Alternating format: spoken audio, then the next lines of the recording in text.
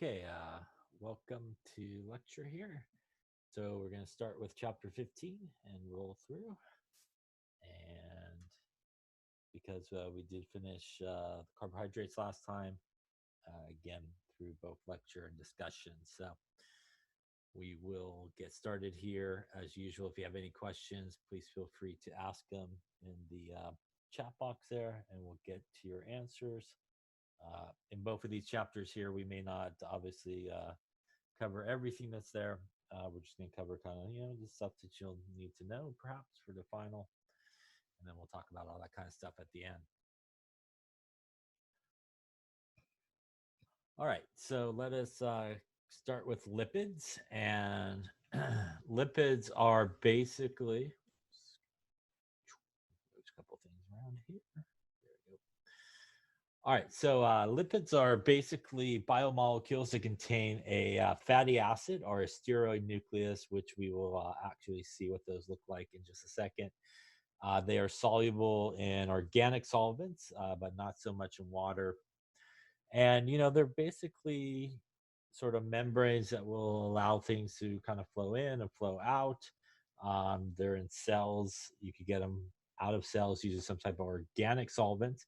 And that's because, again, organic things are nonpolar and lipids are, it's because they do contain this sort of fatty acid side, are also nonpolar as well. Because as we'll see, basically a fatty acid is made up of pretty much a long chain of nothing but kind of carbons and hydrogens together.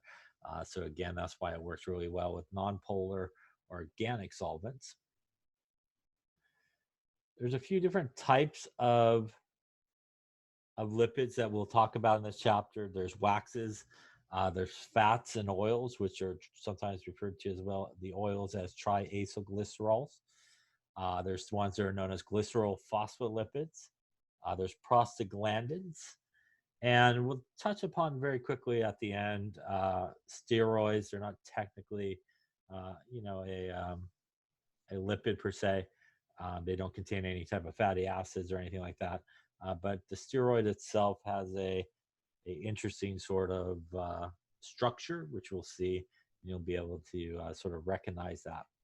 So this is a good little sort of flow chart, if you will. We're going to talk about each of these things again individually as we go through this chapter.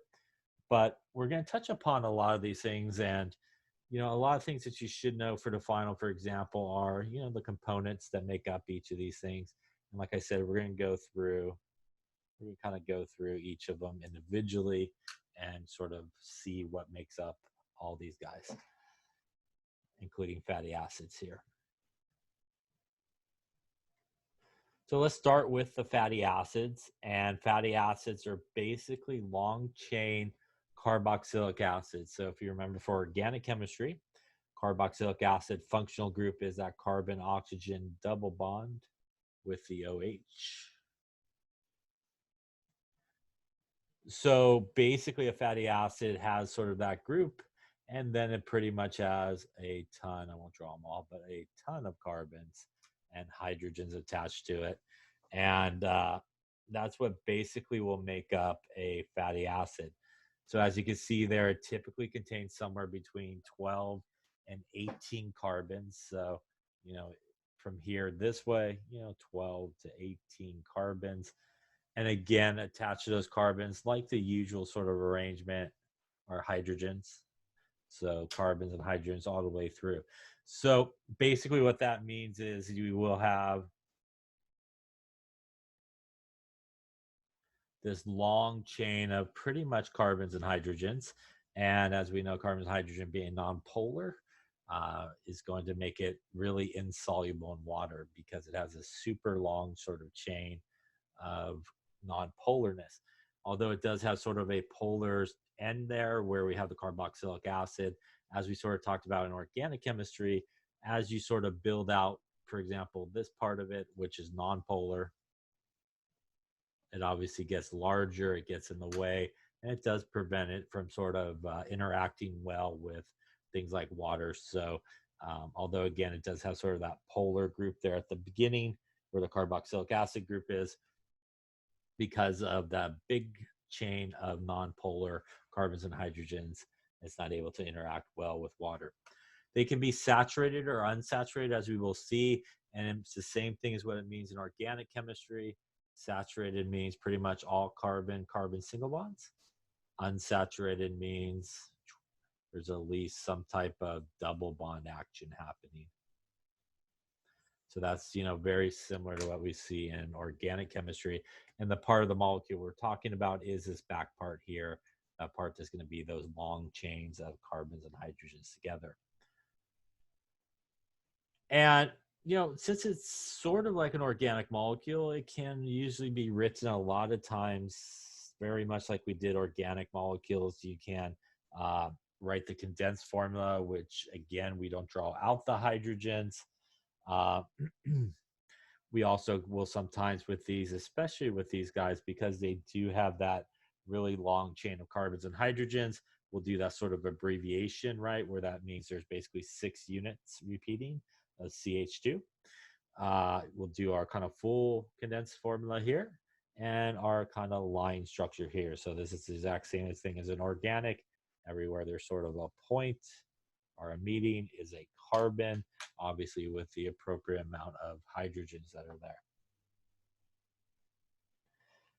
So saturated fatty acids basically means that that long chain of carbons and hydrogens, they're all single bonded together. And because they're all single bond together, there's a couple of properties that sort of occur in fatty acids that are saturated. And we can kind of see it here in these pictures.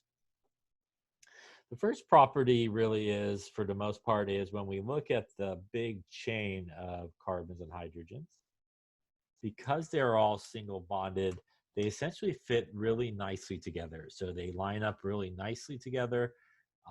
And because they're able to basically line up pretty nicely together, they're able to interact with each other very well because they kind of fit together, if you will. And again, they're going to be using some dispersion type forces, right, to kind of hold them together. And because of that they're all saturated and have all carbon single bonds, and they fit together really nicely, we typically see these guys have high melting points, and typically saturated fatty acids are usually solids at room temperature, hence the picture of the steak. Looks good. It is dinner time. So we will typically see these guys being more solids at room temperature, again, because of those nicely fitting together long chains that occur. These are all individual fatty acids, each of these guys here. And again, because it's all single bonded, as you can see, it really does sort of fit together very nicely here, and it allows them to interact really, really well as well. Now, when we look at this table here, not from your book, but you have a similar one, I think, in there.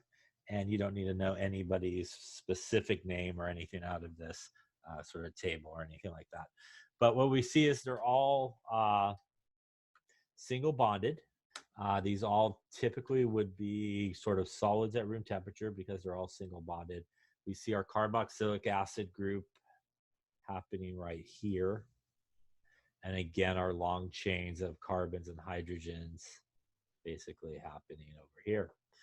Now, if we count this, just to refresh, this is 1, 2, 3, 4, 5, 6, 7, 8, 9, 10, 11, and 12 carbons. So everywhere I circle there is carbons, and most of them will have hydrogens attached. And sometimes a fatty acid is labeled by the number of carbons and the number of double bonds. So sometimes this guy might be referred to as a 12-0 fatty acid, 12 being the number of carbons, 0 being the number of double bonds in this case. Same thing if we counted here. This has 18 carbons. If we hit them all again, 1, 2, 3, 4, 5, 6, 7, 8, 9, 10, 11, 12, 13, 14, 15, 16, 17, and 18. This would be an 18-0 fatty acid. Again, 18 being the number of carbons that are there, and 0 being the number of double bonds that are there. Now, when we get to unsaturated fatty acids, you can see by these pictures here that they are slightly different looking, and that's a result of unsaturation. So this unsaturation means, again, that it does contain at least one carbon-carbon double bond. And almost a result of that carbon-carbon double bond is it creates sort of a kink in the chain. So as you can see here, this chain here is not really sitting very, very, not really very, very nice. It's kind of kinked up.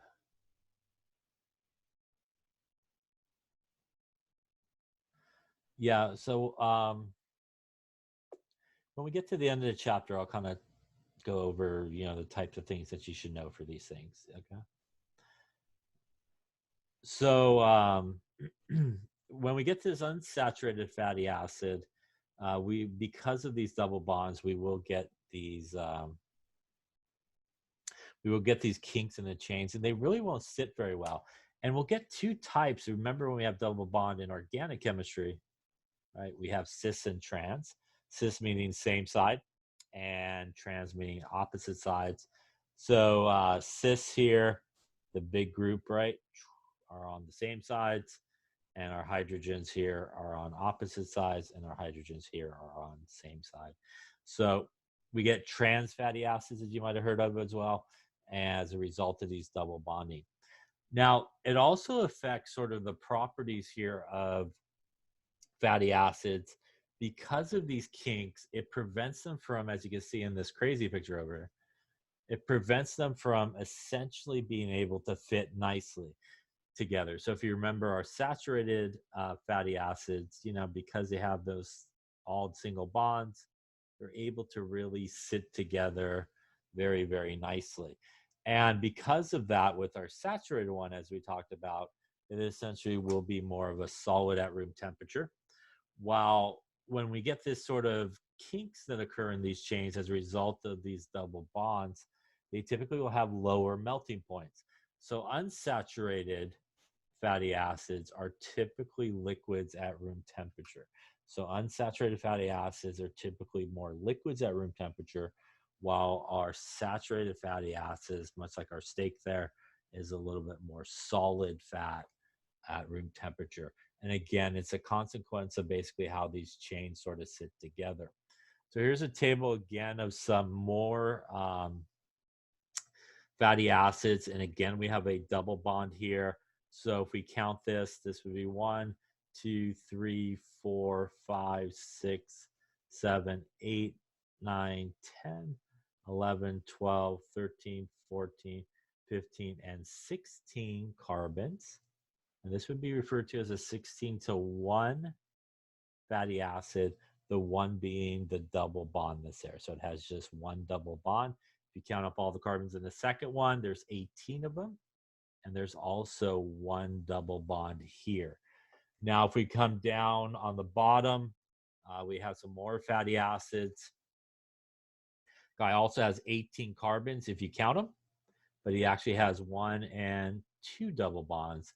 This would be an 18-to-2 fatty acid. The guy underneath would be an 18-to-3 fatty acid with his 1, 2, and 3 double bonds that are present. So all these guys, obviously, the more double bonds that you got going on there, the more kinking you're going to get. And that's going to definitely lower down the melting point. And, obviously, going to be more of a liquid at room temperature because of that.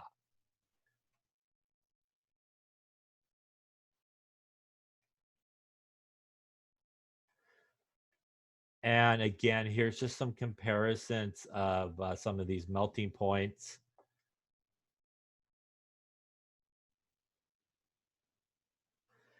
No, not for this sort of numbering. You don't have to sort of label where the double bond is when you're doing like an 18-to-1, 18-to-2. It's really just more of a generic way of numbering it that indicate basically You're just kind of basically telling somebody how many carbons there are in that thing and how many double bonds. We will talk about something a little bit later on in terms of how to sort of number something.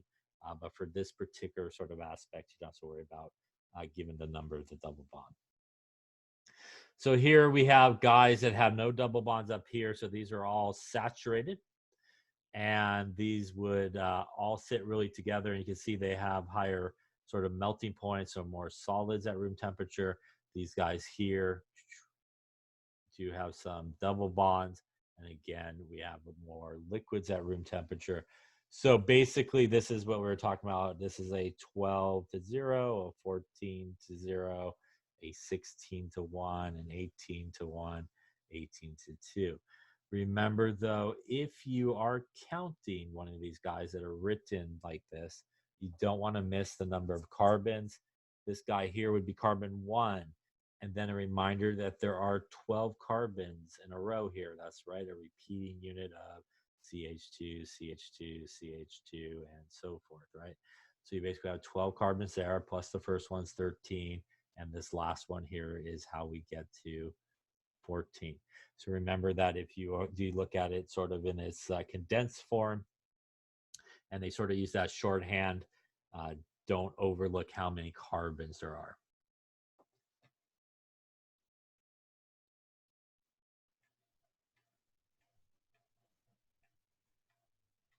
So if we wanted to sort of assign melting points to each of these guys, we can basically look at it and sort of make that decision.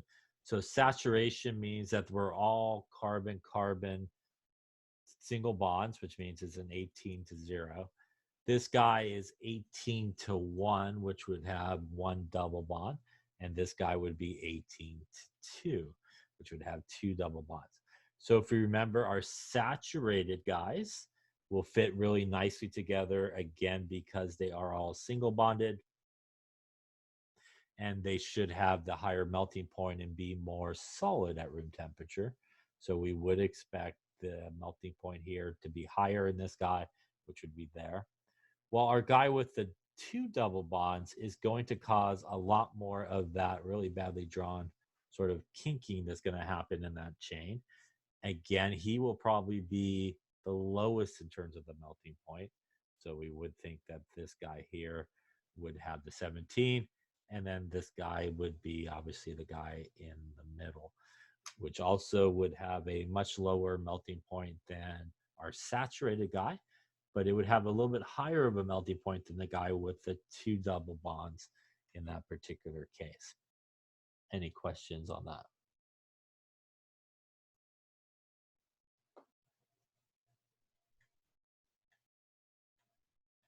So hopefully they agreed. That's good. They did. Perfect. Now, before we talked about this, just to summarize in terms of what we were just talking about. So again, in terms of our fatty acids, if you think about melting points, our saturated guys with no double bonds going to have the highest melting point and be more solids. Our guy with perhaps one double bond will be sort of in the middle. He is going to kind of kink up a little bit because of that double bond.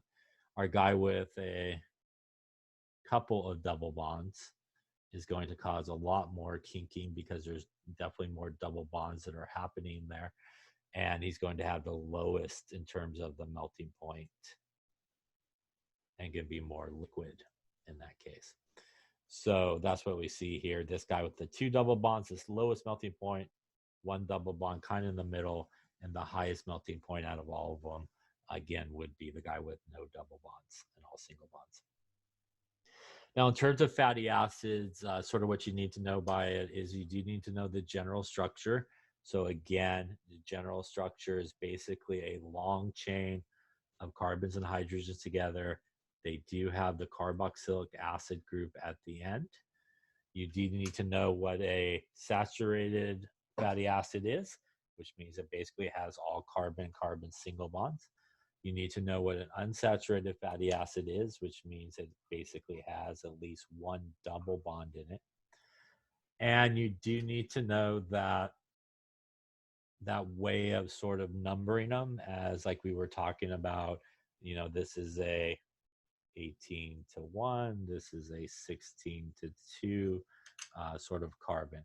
So if you happen to be given the structure, you need to be able to again identify it as 18 to 0, 18 to 1, 16 to 2, and again you need to know the major parts of it, and obviously the two sort of properties about each of those. A saturated fatty acid being more solid at room temperature because it fits nicely together, and obviously an unsaturated fatty acid being more of a liquid at room temperature, again because of the carbon hydrogen part not sitting really nicely together. Any questions on that? So prostaglandins are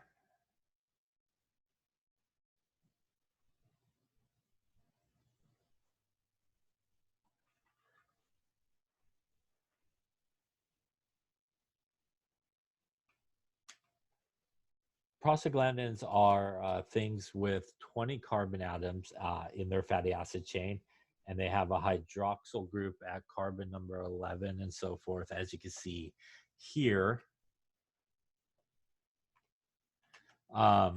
They are the things that sort of come out when we have sort of pain that occurs, when we maybe hit ourselves with a hammer. I think that might be the picture. Let's see, let's take a look on the next page. Let's see, I think that's where we're going. There it is. I figured there was a hammer coming. There you go. So for example, when we do sort of hammer our finger together there, again, they're produced sort of in pain and fever, inflammation. And, we take something like Tylenol, for example, to sort of block their formation. So when we block their formation, we pretty much hopefully won't feel too much pain.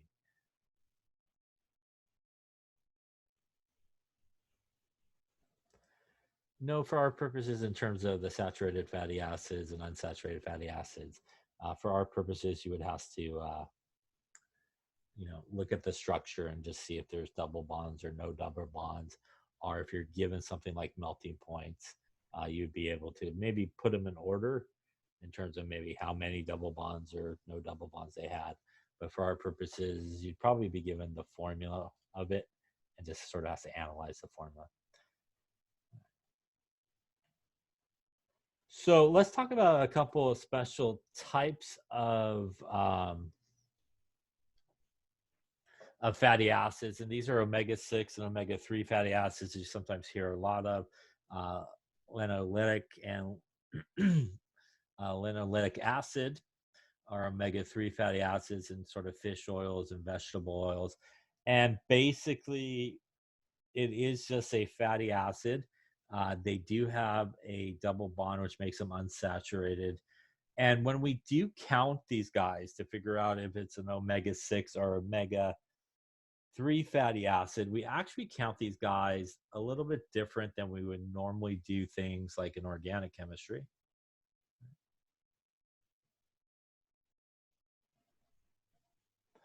And in organic chemistry, we normally would start counting right there. And when we're doing omega-3 and omega-6, we actually start counting at the opposite end. So when you're trying to figure out omega-3 or omega-6, you actually start counting the carbons at the opposite end of the carbon-oxygen double bond. So that's a little something different. And this one, you do typically give the number of where the double bond is located. So what a omega-6 fatty acid means is starting at the carbon opposite of the carbon-oxygen double bond, going 1, 2, 3, 4, 5, and 6. That is where you would find the first double bond located. So if we come over here, this is 1. There's 4 carbons here, which gives you 5.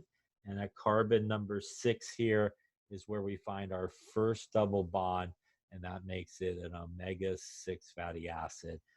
The carbon-oxygen double bonds over here, remember this is the way that in sort of condensed formula, this group is basically written. Yeah? Now, if we come this way, this is omega-3, same thing. We're going to go again. Our carbon-oxygen double bond is over here.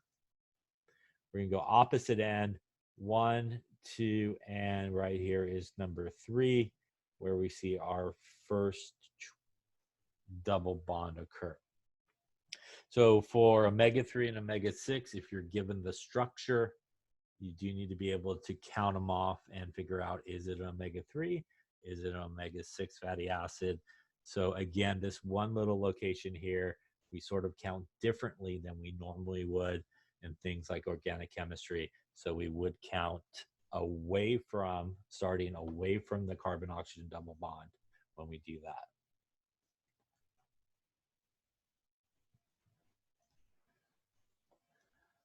All right. Any questions on that? Everybody can hear me? Yes, I hope.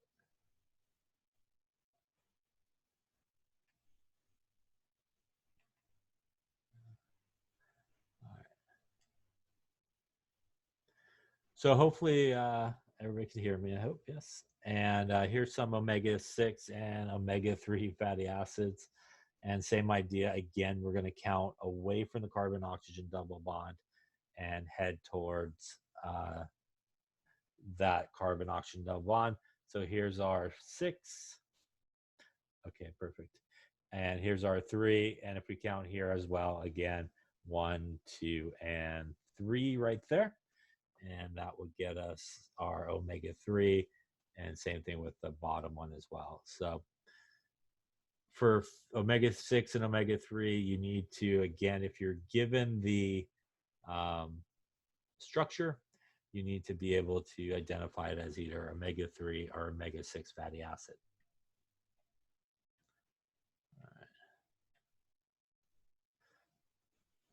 So if we were to draw these guys, and we'll just borrow the structures that they drew, hopefully. There we go. We'll just talk about what these are. You're not going to probably have to draw these, I don't think.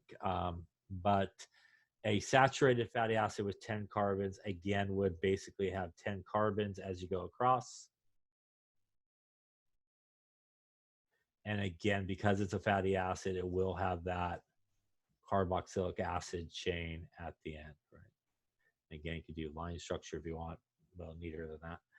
Monounsaturated means, mono means one, so monounsaturated means you basically have one double bond, and since this is an omega-3, we would start over here on the left-hand side, 1, 2, and 3, away from our carbon-oxygen double bond over here. Monounsaturated omega-6, same deal, starting away from that double bond, 1, 2, 3, 4, 5, and 6. And again, away from that double bond, I'm referring to the carbon-oxygen double bond over here as we start counting. Again, that is what that represents. All right, any questions on fatty acids here? All right, then let's talk a little bit about waxes, fats, and oils. Waxes are essentially saturated fatty acids, and they're esters of saturated fatty acids. So if you remember, esters are this group right here. That is our ester group, just like we saw in organic chemistry. And they basically are long chain alcohols and long chain fatty acids, just like we did in a esterification reaction. If you remember in organic chemistry, we had something like this, right?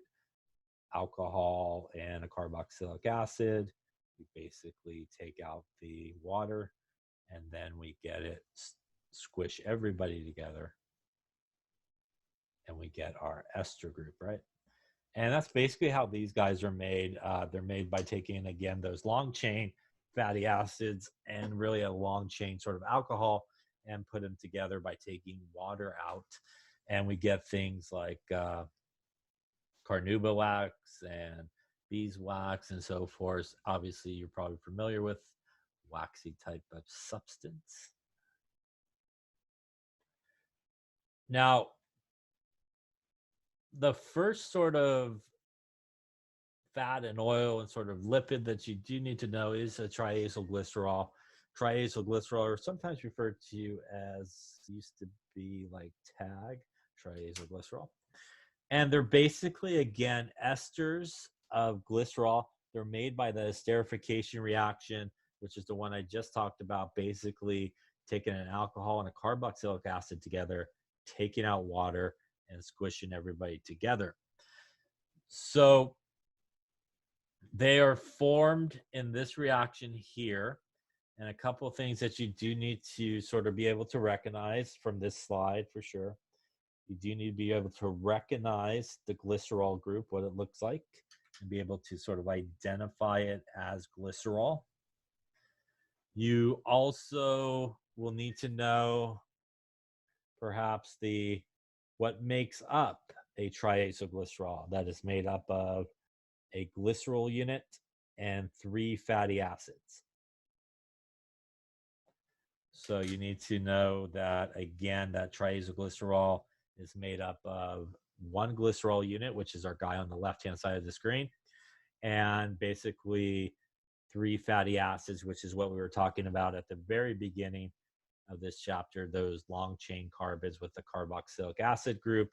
And you can see basically the reason we need 3 fatty acids is we make basically 3 ester bonds with our glycerol, 1 here, 1 here, and 1 here. So basically, to put that guy together, we would take out 3 waters and basically put it together. Again, this is sort of the end product here. Before it started, it looked like this at the end, right? My bad scribble. And again, with our glycerol here,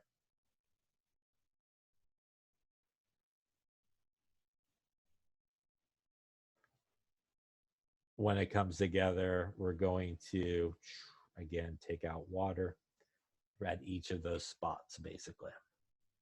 So for a triacylglycerol, you need to know what makes it up.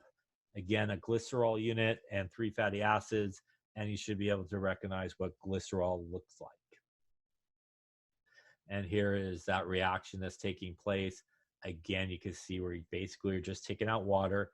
It's really the exact same reaction that we saw in organic chemistry, just a lot more carbons attached on each side, but it's still the basic sort of esterification reaction that we did see in organic chemistry. And you will not be asked to draw any of this, so you don't have to worry about any of that. Olive oil contains a very high percentage of oleic acid, and it is a monounsaturated fatty acid with 1 cis bond.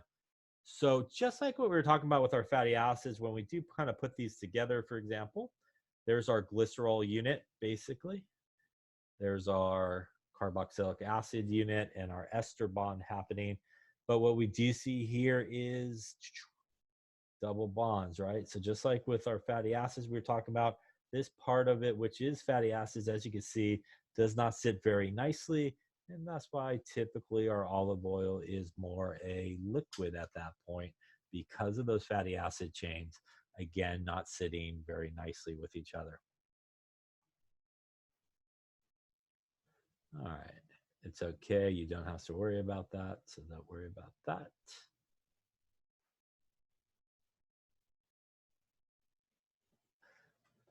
So just to reiterate what we sort of talked about here in terms of these guys, a triacylglycerol that is a fat is typically a solid at room temperature.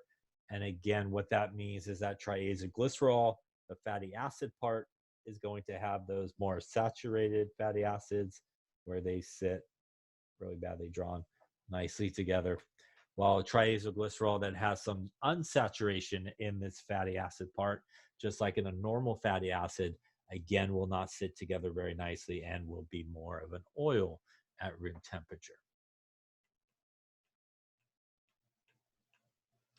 Now, oils with do have more unsaturated fats attached to it. They have cis bonds that, again, kinks that chain and prevents them from packing together very nicely. And as we've talked about, are typically liquids at room temperature. which as we can see here in this picture that we saw before. And we're not going to worry about that graph. Let's talk a little bit about some chemical properties of a triacylglycerol. They actually will go through really the same sort of reactions that in organic chemistry we saw. A hydrogenation reaction is the same reaction that we saw in organic chemistry. The only difference is, again, there's a little bit more stuff happening, but the basic thing that's going to happen is still the exact same thing that would happen in organic chemistry. So if you remember, if we had a hydrogenation, that basically means we're adding H2 or hydrogen, right? And this is an addition reaction, which means the double bond will become a single bond. And basically each carbon would get that hydrogen coming in. And that's basically the same thing that will happen here in a triacylglycerol. If you do a hydrogenation reaction, you're basically going to turn those double bonds on the fatty acid part into single bonds. It will also go through a hydrolysis reaction. Hydrolysis, usually when you hear it, means water. So water would be involved.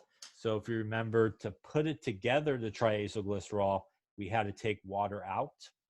So if you wanted to break it apart, you would have to put water in.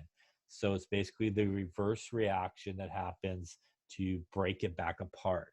And what we're talking about breaking back apart in the hydrolysis reaction is that those bonds that we see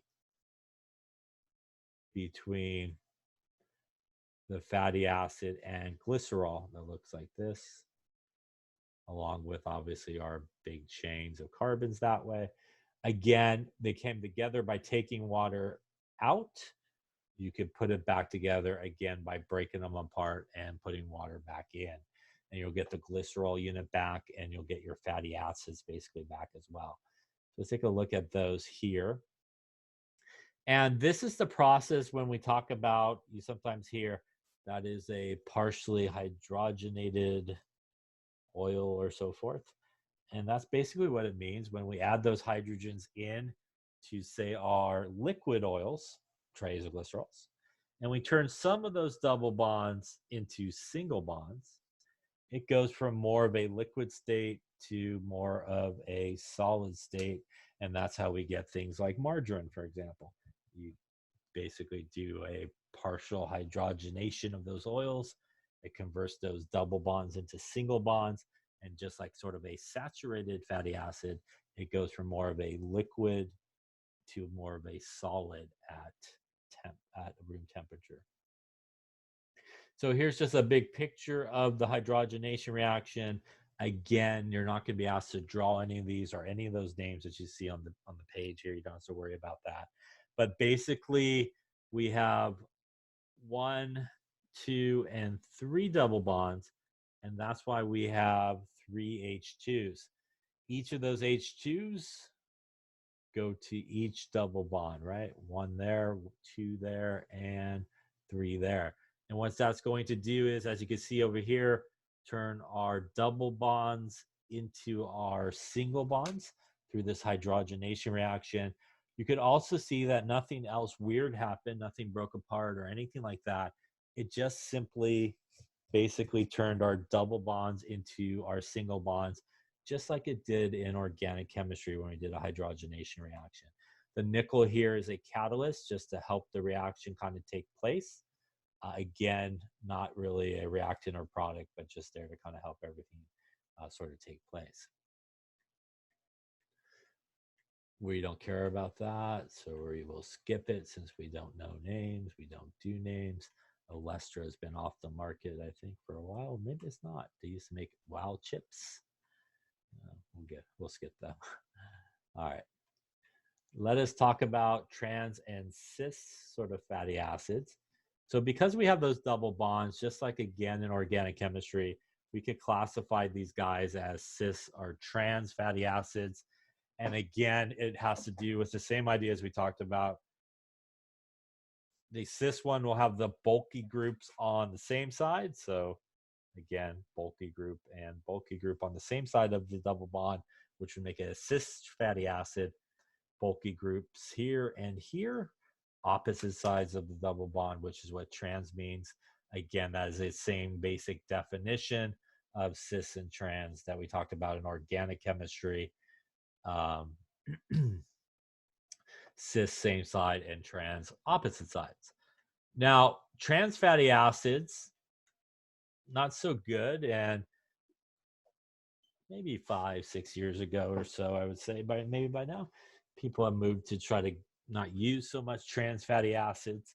And trans fatty acids will sometimes occur in that hydrogenation process. So as you're doing that hydrogenation process and trying to convert those double bonds into single bonds, sometimes it will convert some of those cis bonds into trans bonds. And in the body, trans fatty acids will behave like a saturated fatty acid. And these are some old numbers. So it used to, this is a pretty old slide, I think, 2 to 4% of our total calories. I think it might be less now, again, because a lot of people have moved away from sort of using it. And again, the reason they kind of moved away from using it is there's a lot of studies that showed that it would typically raise the LDL cholesterol and lower the HDL cholesterol. LDL is the bad cholesterol. Yes.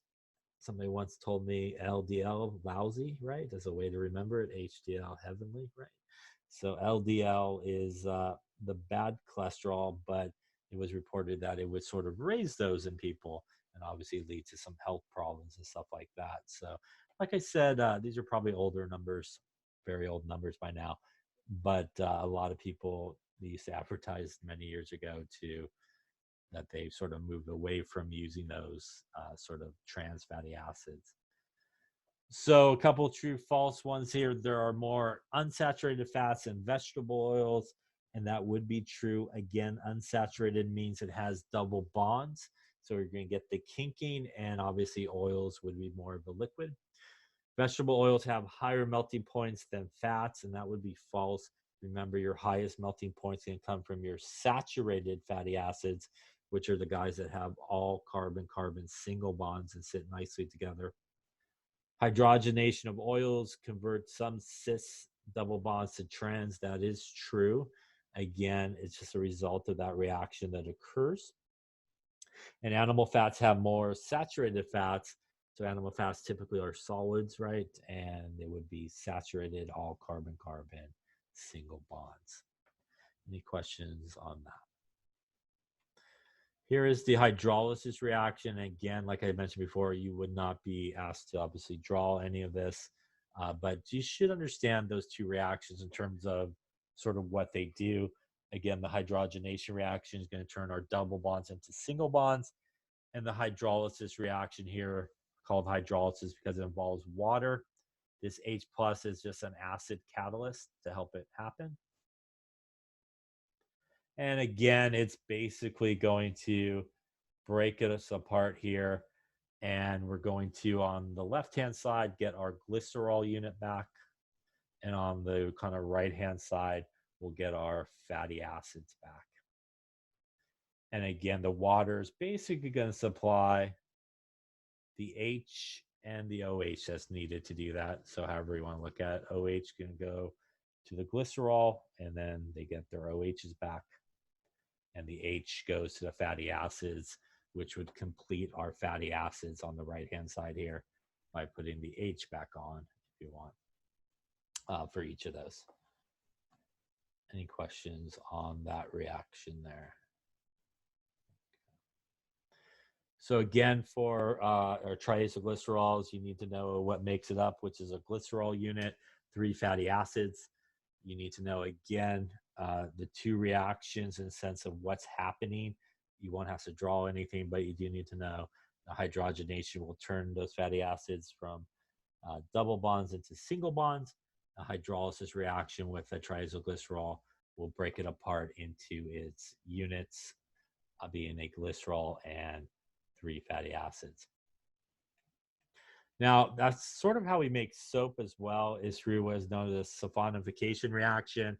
If you treat a triacylglycerol with a base, for example, you will get basically soap. And let's take a look at what that looks like. So We take our triacylglycerol here, again, basically our glycerol unit, our 3 fatty acids here, treating it with a base. Unlike when we treat it with water and an acid, we get the carboxylic acid basically back here. This is basically what soap is. So I think we've talked about soap before, but soap basically has a polar part, which is the head part of it. And it has this non-polar part, which is just the carbons and hydrogens, which is sometimes referred to as the tail, non-polar, and the head is polar. And that works well for stuff because dirt, again, is non-polar. So the kind of carbon part of soap will basically surround the dirt. And what that leaves on the outside is the part of soap that has a carboxylic acid group and likes water. And that's good because typically after you put the soap on something, you go and wash it off with some water. And the water will mix with the part of soap that's the polar part. And the soap will be washed away. And obviously all your dirt will be washed away as well.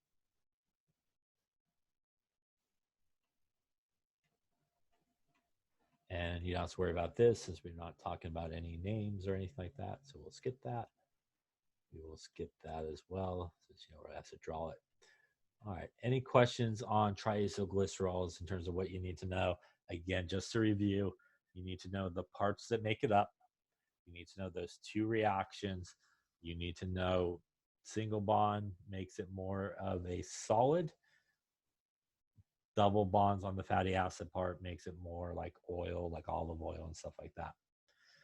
Any questions on that there? And again, those 2 reactions, hydrogenation and hydrolysis reaction, again, not has to draw anything, but know sort of basically what's going on in each of those. Again, the H2 hydrogenation, converting double bonds to single bonds, water basically breaking apart that triacylglycerol into its individual units.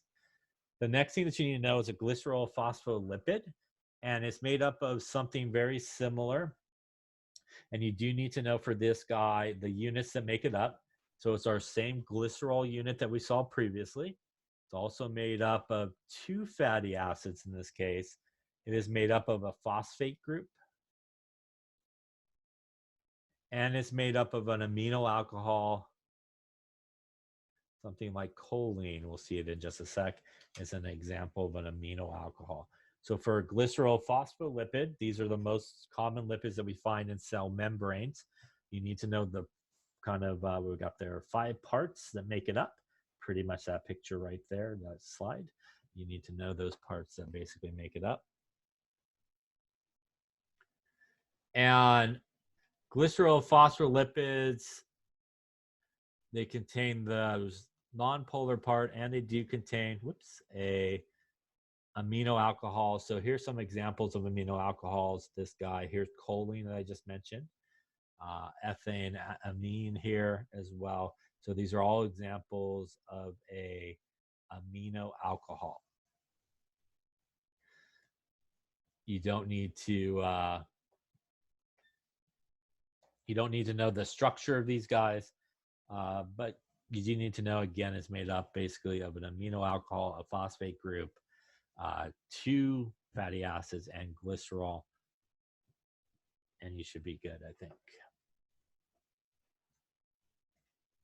And here's a prettier picture of it, but because it's made up of a couple of these different parts, this type of lipid does have 2 parts to it. The part where the fatty acid is in the yellow, that's our carbons and hydrogen. That's the non-polar part, and that was sometimes referred to as the non-polar tail part of it. While at the very other end over here where we have our amino alcohol, this is the polar part of this membrane, and that is what is sometimes referred to as the polar head. So you do need to, again, kind of know that part. The non-polar part of this guy is our fatty acid part. The polar part is our amino alcohol part. By the way, this part right here is our glycerol, and that is our phosphate group, as we were talking about. So again, this allows it to interact with kind of both things. It allows it to sort of interact with some polar things because it has that polar part. Also allows it to interact with some non-polar things as well because it has that non-polar tail. So again, you need to know those parts of it. Any questions on that? And again, you won't be asked to draw it, but you do need to know the parts of it. Another type of lipid is a sphingolipid, and you do need to know the parts of this guy here.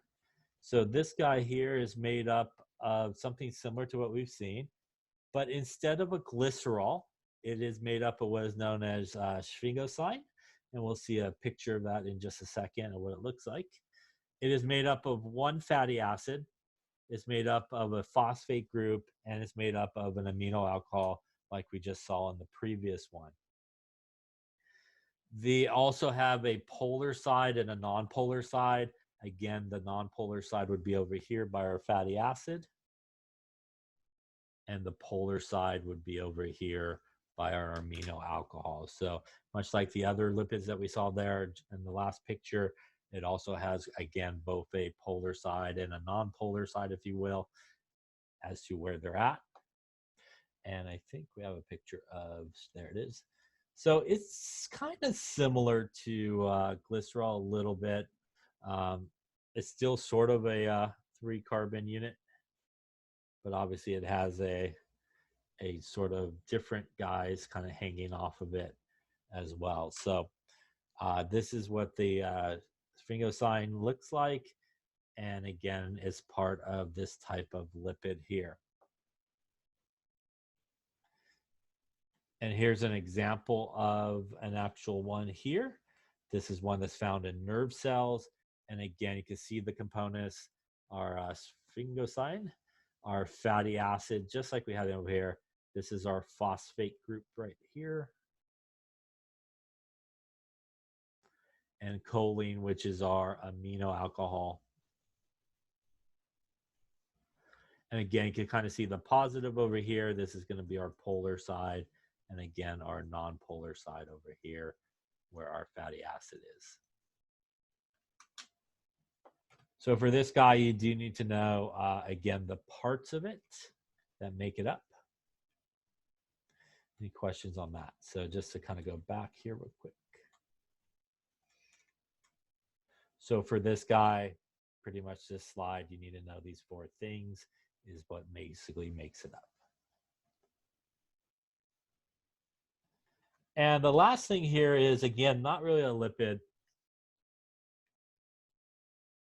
but it is a steroid nucleus, and the steroid nucleus does have a lot of organic chemistry sort of elements with it. It's got 3 cyclohexane rings, 1, 2, and 3. It has a cyclopentane ring there, a 5-member ring, but it does not have any fatty acids attached. This is, again, what is referred to as the steroid nucleus, and you do need to be able to recognize this as the steroid nucleus. So if you see a picture of something drawn like that, you should be able to recognize it as a steroid nucleus. And that's pretty much all you need to kind of worry about for that. An example of that would be something like cholesterol here. Again, it's got a few other things attached to it, but if you were given a picture such as this, you should be able to kind of, again, look at this part of it and recognize that as your steroid nucleus. Any questions on that? That is chapter 15. Yes. So to summarize sort of what you need to know from this chapter, you need to know fatty acids, what they look like. So they're long chains, carbons and hydrogens with a carboxylic acid group. You need to know what a saturated one is and what an unsaturated one is. Again, one has single bonds, one has some double bonds. You need to know some properties of those. Again, the double bond is going to make it more of a liquid at room temperature. Single bond is going to be more of a solid at room temperature in terms of their melting points. You need to know a triacylglycerol, what the basic parts of it is, the glycerol unit, the 3 fatty acids. You need to know that it's held together by an ester bond. You need to know also in that if you have some unsaturated fatty acid part or saturated fatty acid part, again, that will get you either more of a liquid or a solid. You also need to know the hydrogenation reaction that occurs with those, basically turns these double bonds into single bonds. You also need to know that the hydrolysis reaction essentially will break it apart into its glycerol unit and the 3 fatty acids. And you do need to be able to recognize what glycerol looks like. Now, we also then talked about glycerophospholipids, and you need to know that that is made up of a glycerol unit, 2 fatty acids, a phosphate group, and an amino alcohol.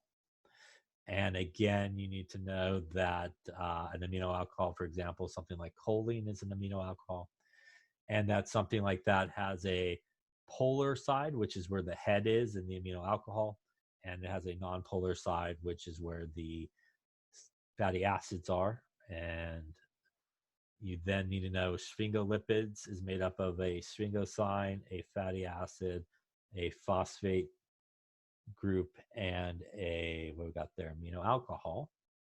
And again, you need to know the basic units of what makes that up. And lastly, here you need to know that a steroid nucleus, what it basically looks like. Any questions on any of that from chapter 15? Okay, then we will go off to chapter 16 and talk about what you need to know from that lecture. So give me a second to find it here. Okay, do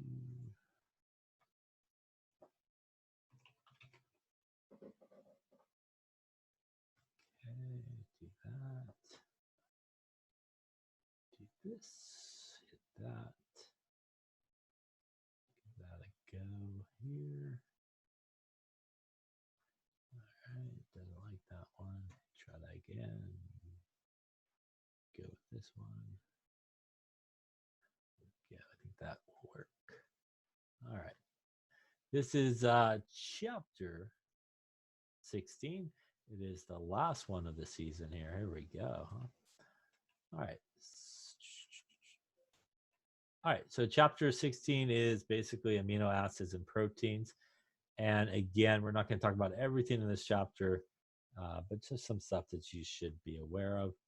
So we're going to start with proteins. Obviously, there's many different proteins in the body that do a variety of different sort of functions. We have some, excuse me, transport proteins. We have some storage proteins. We have some enzymes that work. And basically, proteins are built upon amino acids. And amino acids are basically the building blocks of proteins. And obviously, they do perform different functions in our body. And the amino acid is really, depending on sort of the sequence of amino acids that you have as to what proteins you would get coded. But the amino acid basically looks like this. And the first thing that you do need to know is the general structure of an amino acid. So you do need to know sort of the general structure of an amino acid. And let's talk about those sort of structures. On an amino acid, there's usually a carbon. There's usually a carboxylic acid group over here. There's usually also an amine type group over here. And there's usually a hydrogen here. And there's an R group. And the R group is what is referred to as a side chain or a side group. So the one on the left and the one on the right are both basic sort of formulas of what amino acids look like that you do need to be familiar with. Now, one is ionized, which is this guy over here. This is the ionized version of it. This is really the non-ionized version over here. Really, the only difference is, if you want to think about it, it really doesn't happen this way, but the H goes over here, and that becomes negative, and that becomes positive, if you want to think about it that way. It doesn't actually happen that way, but that's sort of the difference between them. So the ionized version, or the Zitteron version, as we'll see in just a second, is what the guy with the charge is basically sometimes called. And again, you do need to know the basic structure here of an amino acid. And again, the amino acids are basically the building blocks of proteins. Again, the sequence of amino acids that you have will basically code for different proteins. Even just a difference of one amino acid or two amino acids will give you something different depending on what comes through. Now, here's some examples of amino acids. Here's glycine, for example. And again, these are the ionized versions of it, or the Zitteron versions. Again, we have the positive over here, the negative over here. The side group for glycine is hydrogen. Side group for alanine is CH3. I will tell you what you'll need to know about amino acids in just a second, but you do not need to know names of amino acids. So that's a good sign. But what you do need to know in terms of amino acids, you don't have to draw amino acids either. But something that you will need to know is if you are given an amino acid, like the structure of an amino acid, you need to be able to classify them as one of these four ways here that we see on the screen. So the first way is a nonpolar amino acid. Nonpolar means that it's hydrophobic, which means it does not like water. You need to classify it as a polar amino acid, which is hydrophilic, which means it likes water. An acidic amino acid, which is hydrophilic, that likes water, or a basic amino acid, which means it also likes water, is hydrophilic. So what makes something a nonpolar amino acid? Essentially, it is the side group or the side chain. If you look here, this is all carbons and hydrogens. That is nonpolar all day, yes. So if you look at an amino acid structure and you see a side chain that has nothing but carbons and hydrogens, it's going to be a nonpolar amino acid. If you look at the side chain and you see some type of polar group or ionic group, so if you look over here, OH is a polar bond, right? The OH bond, partially negative, partially positive. That's going to be your key to know that it is basically a polar amino acid. An acidic amino acid, not too bad to remember. This guy right here from organic chemistry is called a carboxylic acid. So that's a pretty big hint that if you see something that looks like a carboxylic acid on that side group of an amino acid, it is going to be an acidic amino acid, while bases is based off of groups that have something like ammonia. Ammonia is a weak base, so ammonia-like compound. So we see something that looks like NH3, something with a nitrogen and a plus charge, will tell you it's basic. So for the amino acids, you do need to know the general structure. Again, you're not going to necessarily have to draw them, but you do need to know the basic parts of an amino acid, what makes it up. You do need to be able to, if you're given an amino acid, be able to look at the side chain and classify it as nonpolar, polar, acidic, or basic. Any questions on that? And here's sort of a table. You have a similar table in your book. These are all nonpolar amino acids. If you look at pretty much all the side groups here, all you see pretty much all over the place, carbons and hydrogens, just hydrogens, carbons and hydrogens. So that is essentially your nonpolar amino acids. Here are some examples of polar amino acids. And again, if you kind of go through it, you see a lot of OH groups. You see some, these guys are not carboxylic acid groups, but these are also an organic group. That's like your amide group. We also see like our thiol group, right? Which is very similar to OH as well. So, you know, those are the groups that you want to kind of look for when you're trying to identify something as being polar. Acidic amino acids, as I said, for the most part, will have your carboxylic acid group and also your basic guys. You can see most of these have nitrogens with some pluses on it. I kind of missed it there, but over there as well. And again, those are things that you want to look for. So again, don't have to draw them, don't have to know name and structure recognition, but you do need to know structure in the sense of the basic structure of an amino acid. And if the structure is given to you, be able to classify it as one of these 4 ways. Any questions on that there? So let's take a look at these guys here and see what we got. Oops. So again, if you're given this, what you would want to focus in on is not really drawn here, but the side group is a hydrogen.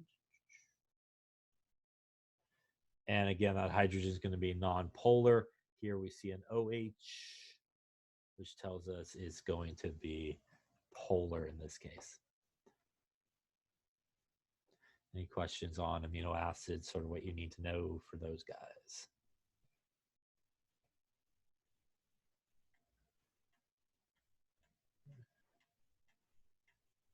Now, we can have amino acids that are L and D, just like our carbohydrates that we talked about. It means the same thing. L means left, D means right. The difference, though, in carbohydrates, we're looking at the OH group. Here in amino acids, we're actually looking at the nitrogen-containing group. So nitrogen there is on the right-hand side in that one, which would be D. Nitrogen on the left-hand side, and that other one, it would be L in that case. So the Zitteron ion, which is, oops, come here, which is sort of what we saw earlier. The Zitteron ion, if they say that or draw the Zitteron ion, if you're doing something in the book or something like that, it is basically the ionized version of it. And really the only difference is the nitrogen gets the extra H plus and becomes positively charged. The oxygen over here loses the H plus and becomes negatively charged. And again, you have your Zitteron ion for something for glycine.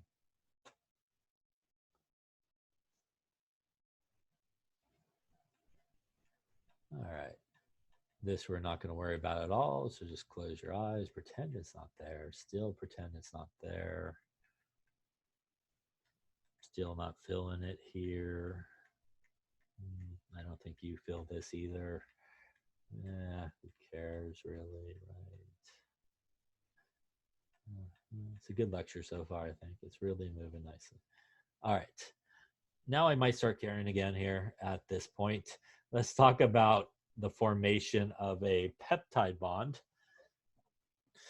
And the formation of a peptide bond is something that you should know, and that's basically the bond that puts together 2 amino acids. So when 2 amino acids come together, they make this peptide bond.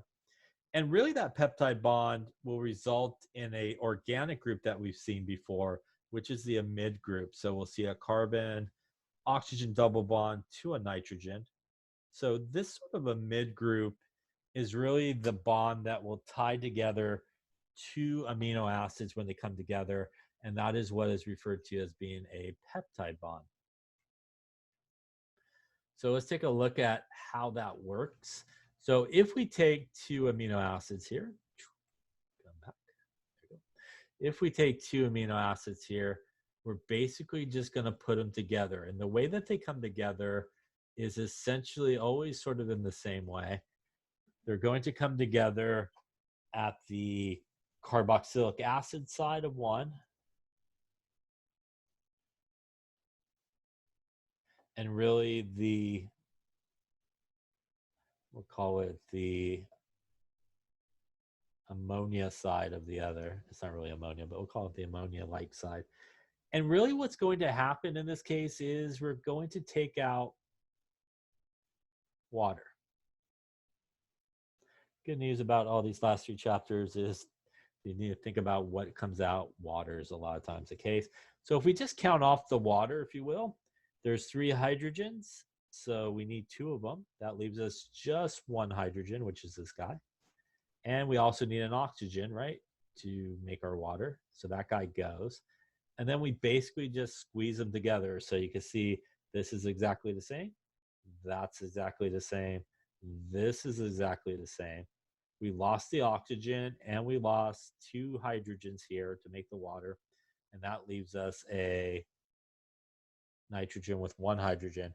And then the rest is exactly the same. This is exactly the same. That's exactly the same. And that's exactly the same.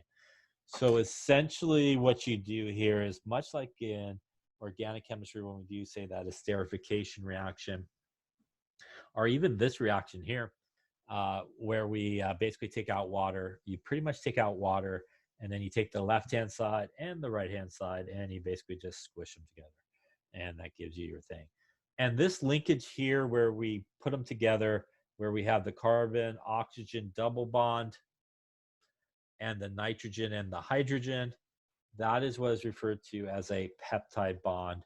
It really is the same bond that we sort of see in organic chemistry, which is that amide bond that occurs.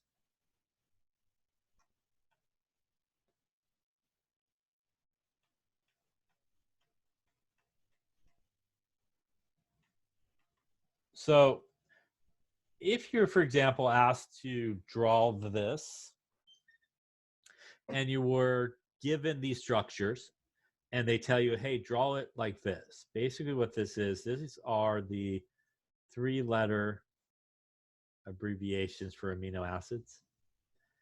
And this is basically the order at which you would put these amino acids together. So basically you draw the serine one, which is over here.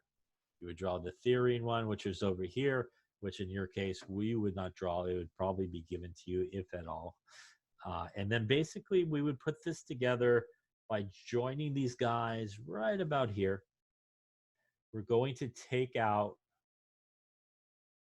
water, which again is going to leave us 1 hydrogen here, which is where our peptide bond's going to form.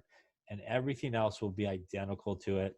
So if you look at that here, when we take out that water to make the peptide bond, we will join it together. And again, it gets joined together always by this bond right here.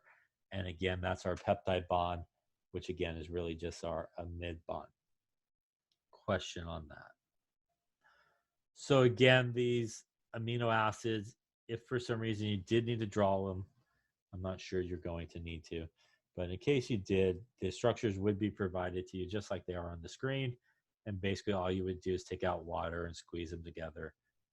I'm leaning towards you probably don't have to worry about that, I'm thinking. All right, any questions on that there? Okay. Naming dipeptides, who cares, right? That's the good answer. You still don't care about this. That's a lot of abbreviations, which we don't really care about, right? Still not caring yet. Ooh, that's interesting, but not caring. All right, you shouldn't care about it either. Still not caring about naming things with 3 letters, 4 letters. Not caring. Still not caring. All right, now I might be caring again. Let's talk about this stuff here. So the last thing we're really going to talk about in terms of proteins is protein structure. And there's primary, secondary, and tertiary sort of protein structure. And these are sort of different ways when we get a whole bunch of amino acids together, sort of what happens and how they come together. So let's start with the primary structure. And the primary structure is essentially really just a sequence of amino acids, sometimes referred to as the backbone of a polypeptide chain. Polypeptide chain is basically just a bunch of amino acids that are together. And obviously they do code for some type of protein in that case. And we can see here, these are a few different amino acids, ALA, LEU, cis, and MET. And these are really just the orders. So as we just talked about, these are our peptide bonds here. And it's always where you see these guys are peptide bonds. And basically, if we wanted to break these guys apart, you could probably imagine the way that you would do it is perhaps put water in, since to put them together, we took water out, and they would break apart right there, and right there. That gives us one amino acid there, which would be ALA, two amino acids, which would be LEU. This guy would be our cis, and this guy over here would be our met in terms of the amino acids. So the polypeptide chain, the order of amino acids is what's referred to as the primary structure of a protein. So if somebody asks you what's the primary structure of a protein, it is basically that sequence of amino acids. Again, those sequence of amino acids do basically code for proteins. And as we can see here, just one or two little differences in terms of the amino acids when they show up will give you two different sort of proteins, for example. And for example, the only difference in these two guys happens to be right here in terms of the amino acids. Everybody else is the same amino acid up and down the chain there, and they have very similar primary structures, but it does sort of code for two different guys just by having that one little change in amino acid or two little changes in amino acids. Also, here's the primary structure of insulin. It has, chain A has 21 amino acids, chain B has 30 amino acids. And again, coming down the road here, this is the primary structure. All of these amino acids are held together by peptide bonds like we were just talking about. You also see this bond here that we also saw in organic chemistry. One of those amino acids, cysteine, has a SH group. And remember, when two cysteines get together, for example, or two of these thiol groups, right, as we saw in organic chemistry, we could do a place where we will lose H2 and we will make that disulfide bond, our bridge. And there you can see it here. So because of these amino acids happens to be near each other, you will get some other sort of bonding that will occur between these two guys that can basically make this bond, and you'll get some disulfide bonds or bridges that actually will occur. Again, the primary sequence is these order of amino acids. Again, all these guys on their backbone are held together by those peptide bonds, which is those amide bonds. And another type of structure in a protein is what's referred to as a secondary structure. And a secondary structure of a protein is basically the three-dimensional arrangement of those polypeptide chains.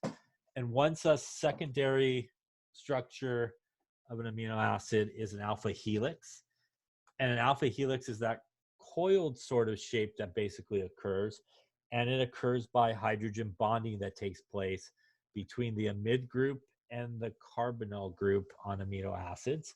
So what we have is, right, these guys, and down the road there we got this guy as well. So we could do some hydrogen bonding that's going to occur, right, between the different guys. And that hydrogen bonding is a strong type of bond.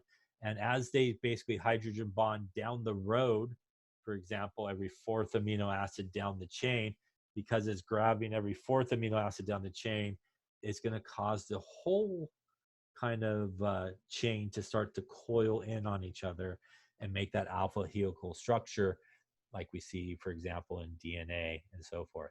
There's probably a better picture, again, from that peptide bond in the polypeptide chain, if you will. We have our hydrogen or our nitrogen. Again, hydrogen bonding down the road, causing this kind of coiled chain that occurs as we get, hydrogen bonding occurring down the road from each other. So alpha helical is a secondary structure of a polypeptide chain or a protein. The sequence of amino acids is the primary structure of it. Primary structure held together by peptide bonds. Secondary structure held together by hydrogen bonding happening between the amino acids. Another way that hydrogen bonding can happen in amino acids, and it's very common in things like fibers, proteins, and silk, is they actually can hydrogen bond side by side to each other. So unlike in the alpha helical where they hydrogen bond down the road from each other, they can actually hydrogen bond side to side to each other. And that gives you a different secondary structure here. One is referred to as a beta pleated sheet because it looks like a folded piece of paper, basically. But the interaction is the same. This is an oxygen, and that's our carbon double bond. This is our nitrogen and our hydrogen. And again, we're getting that hydrogen bonding from one amino acid to another, again, happening side to side versus down the road like we get in the alpha helical thing. Again, each of these amino acids are held together by peptide bonds, yes, which is the backbone of each of these chains, while we have hydrogen bonding between the different amino acids, creating that secondary structure that occurs when you get a bunch of chains sorted together. Another secondary structure is one that we see in collagen and connective tissue, and this is sometimes referred to as a triple helix. And a triple helix is basically 3 alpha helices together, woven together, contains large amounts of certain amino acids. They contain a lot of OH groups, and that's going to allow them to interact really well with one another and bond to each other.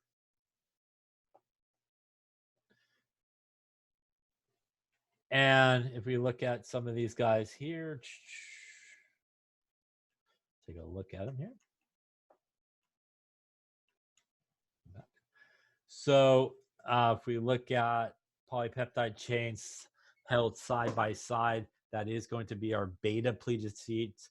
The two keys there is it's hydrogen bonding and it's side by side, giving you that kind of folded paper sort of aspect.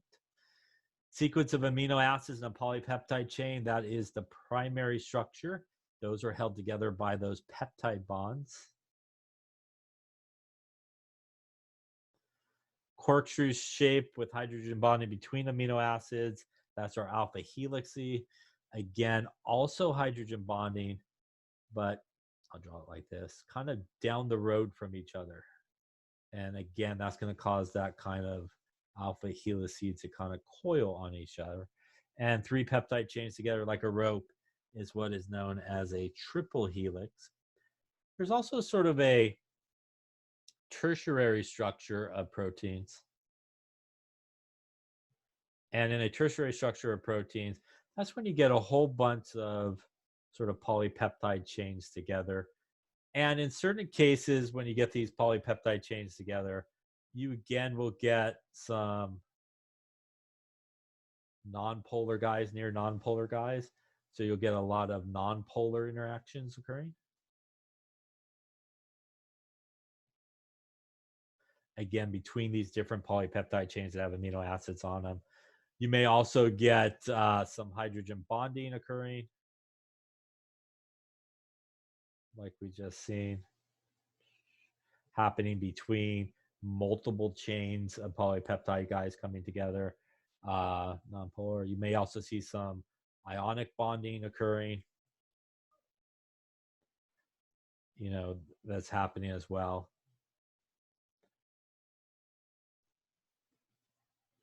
So in a sort of tertiary structure of a protein, it's basically when we get together a bunch of these polypeptide chains. And because you have all these different amino acids, you get a lot of those sort of intermolecular forces that occur. And basically, that's why sometimes you'll see, you know, very badly drawn, but, you know, protein kind of chains all look like they're all kind of coiled together and mixed together. And that's a result of all these individual chains in those amino acids. When they do get near each other, you get those nonpolar interactions, hydrophobic, hydrophilic interactions. You get some hydrogen bonding occurring as well. You also will get some of those, like we saw earlier, those disulfide bonds occurring between the different groups. And remember that, and what we're really talking about here, just to finish up here about triple tertiary structure, is again, you have this one polypeptide chain that's near another polypeptide chain that's near another one as they come together and make sort of proteins. And again, these bases and amino acids that are there, they're going to start to interact with each other through these different interactions. And again, they're all going to kind of come together and make this overall sort of process.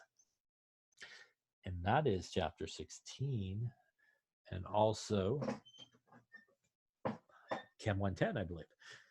So let's just review here before we finish officially here is for chapter 16, there's some things that you need to know just so you're on the same page. As I mentioned before, in terms of amino acids, you do need to know the general structure of an amino acid. So it's basically a carbon that has a carboxylic acid group. It has that like NH3 plus group, that amine group, ammonia group on it. It has a hydrogen and it has a side group. So you do need to know the basic structure of what makes up an amino acid.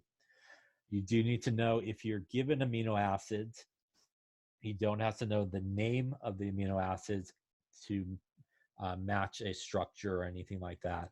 But if you're given a structure of an amino acid, you do need to be able to recognize it as either a non-polar amino acid, a polar amino acid, an acidic or basic amino acid, and you'll be able to recognize that from their side groups. You need to know that when you put a couple of amino acids together, you make a peptide bond, and what type of bond that is, which is basically that amide bond, the carbon, hydrogen, carbon to oxygen, double bond, to a nitrogen with a hydrogen. And the way that you make that, you need to know, which is basically take water out and push them together.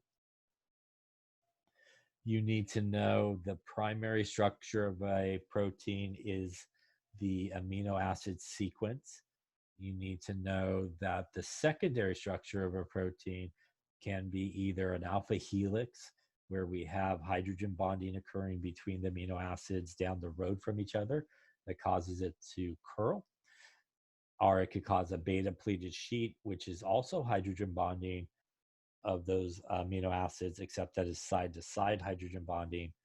And lastly, you just need to know that a tertiary structure of amino acid is when we get a whole bunch of these individual polypeptide chains together, and basically all those sort of interactions that could occur, things like non-polar interactions, ionic interactions, disulfide bonds, all those interactions can occur between one chain and another, and that's going to sort of lock them in together and again make maybe a cluster of polypeptide chains which could code for a certain amino acid, a certain protein, I'm sorry.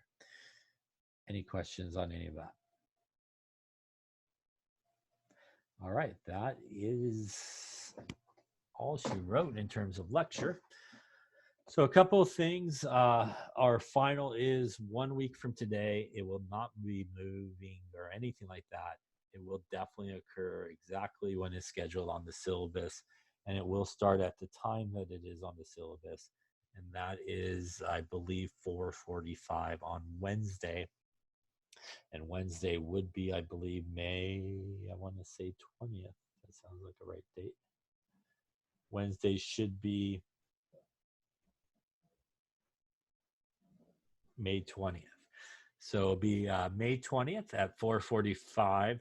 It will cover all the chapters that we covered this semester. So everything is sort of fair game. It will be probably pretty comprehensive. I'm not sure I'm going to really focus more on one versus the other. That's my plan as of today. So things may change, but I don't think so. So it'll probably be sort of equally over all of the stuff that we talked about. Obviously, it's a final, so you probably can't won't have a question on every single topic. But if you think back to the exams that we took and stuff like that, if something was kind of big and found its way maybe on an old exam, there's probably a good chance that in some form it may reappear on the final. It will probably be the similar format, which means there will be a multiple choice part. There will also be a written part. And again, it will cover all the general stuff that we talked about. So back, it's been a while, things like sig figs, density, conversions, regular nomenclature, Lewis structures, right? All that stuff that we did before, gases, acid and bases. It will also cover obviously all the organic chapters is fair game. That includes the one that we weren't tested on, which was chapter 13, I believe.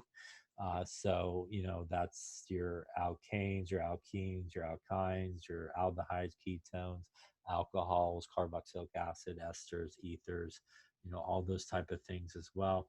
And then obviously it will cover these last three chapters, carbohydrates, like we talked about, proteins, and lipids as well. Any questions on that?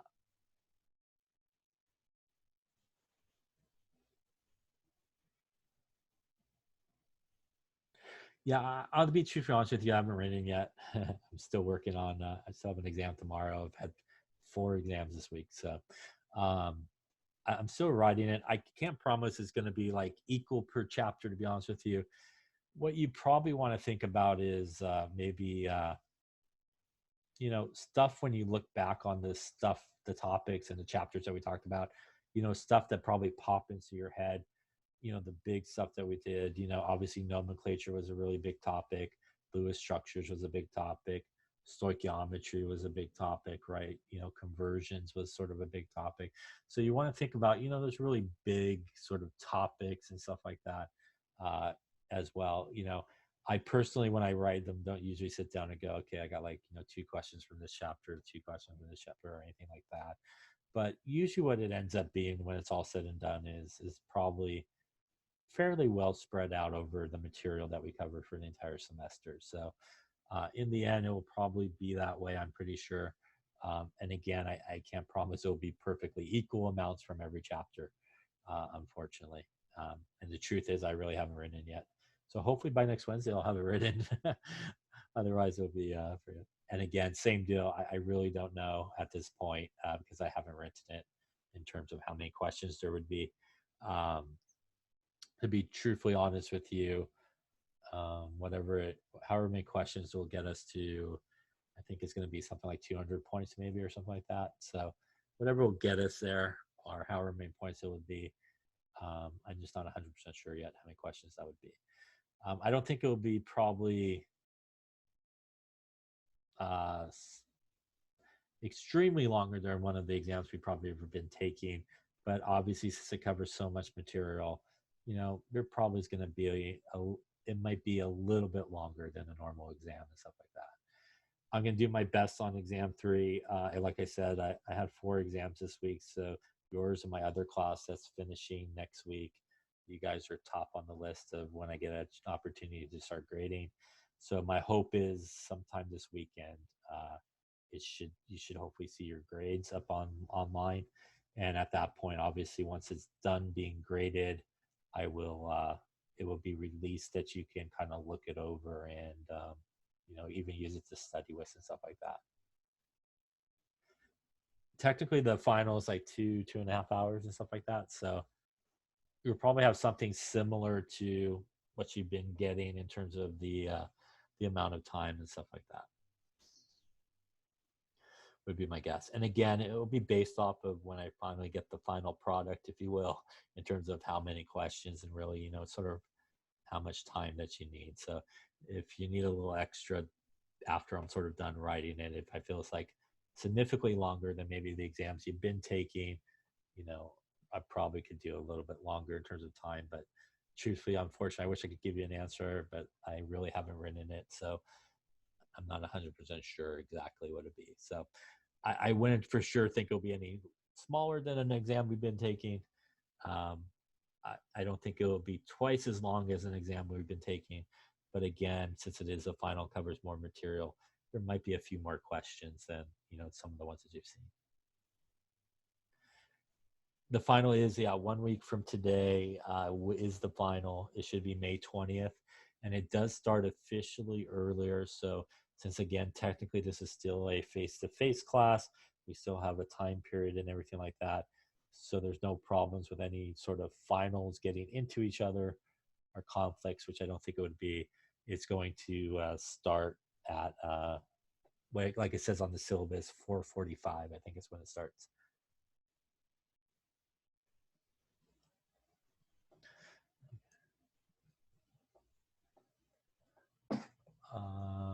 Let's see, any other questions on any of that stuff? Let's see here. Okay, so make sure that you do study there. Yeah, officially today is our last lecture. So by the way, congratulations for finishing. Obviously, you should be proud of yourself for continuing to come and participate, with everything that happened this semester. You should definitely, be very proud of yourself for finishing this class. It wasn't the greatest of circumstances. I do appreciate you coming to lecture and continue to come to class and stuff like that virtually. And, I enjoyed having you guys when I was able to see you in person and everything. I really did enjoy having you guys in the class. I hope you enjoyed the class as well. It wasn't too painful to come both in person and virtually and stuff like that. In terms of the lab,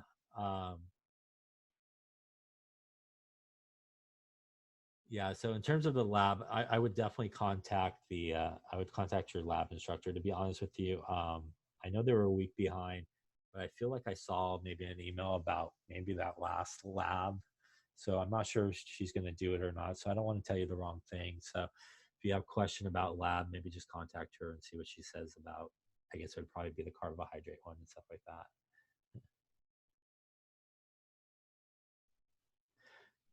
All right. Any other questions on anything like that? Again, if you do have questions throughout the weekend or something like that, you're welcome to email me and ask questions and stuff like that. You're welcome. Good luck. And that is, I'm going to say, good luck to everybody on your final and everything, this final, other finals that you may be taking, and all that good stuff. Again, remember, next week is technically finals week, so we don't have lecture on Monday. So you'll basically just take the final exam on Wednesday and all that good stuff, and then you'll be officially done with it and all that good things. Yeah, and again, hopefully by the end of the weekend and stuff like that, or sometime this weekend, exam 3 will be graded, and you should be able to look at it. Definitely before Wednesday, it'll be done, but I'm still teaching through tomorrow and the next day and stuff like that. So hopefully sometime this weekend, it should be up there. You're welcome. Thank you very much. I enjoyed having everybody in this class. And like I said, I hope you did as well. And, I wish you all the best in everything that you do from this point on, including your finals next week. So if you do have questions, though, about anything, I will take a break and I will open up the discussion section and all that, maybe like a 10-15 minutes. So if you do, you're welcome to pop in and say hello. If not, have a good week and everything. And if you do need anything in terms of questions, feel free to email me. I'll be happy to let you know. By the way, when everything's all said and done, I'm not allowed to email grades or anything like that. So the grades will be turned in, when they're due. They're usually due sometime like a week or so after the final. And then you'll get sort of what your official grade would be. And obviously you can make whatever decisions that you need to make at that point. Because I think, because of what happened, you may have some different options and stuff like that as well. So, all right, guys. So if I'll see you in maybe about 10-15 minutes, I'll start the discussion for a little bit. If you do have questions. Otherwise, have a good one. Study everything. Yes. All the review sheets should be up online. The final review sheets just covered the last 3 chapters. You could use the previous review sheets for the previous chapters and stuff like that. All right, so we'll end the official last lecture. Yay, yes. Who would have thought we would get here, huh? All right, have a good night. If you're out, again, if you do have questions, give me about 15 minutes, come through the discussion one, and I will be there until maybe a little after 8. All right, have a good one.